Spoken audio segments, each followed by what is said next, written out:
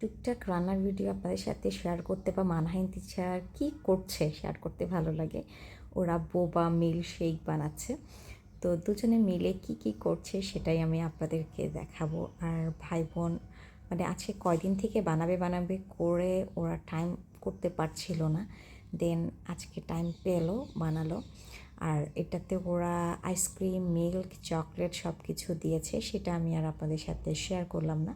এরপর দুই ভাই বোন মানে ঢালছে একবার একজন, তারপর কিভাবে ডিজাইন করা যায়। ইন্তিসার যদিও ডিজাইনটা চকলেট দিয়ে করলে বেশি সুন্দর হতো, যাই হোক আমি ওদেরকে কিছুই বলিনি, ওরা যেটা ভালো লাগছিল সেটাই করছিল।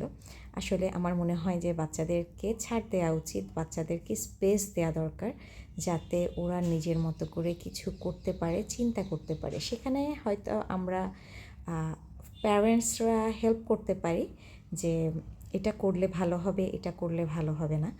তো এই তো ওদের মিল্কশেক রেডি হয়ে গেল, দুইজনের সুন্দর দুটো স্ট্রে ম্যাচিং করে নিল।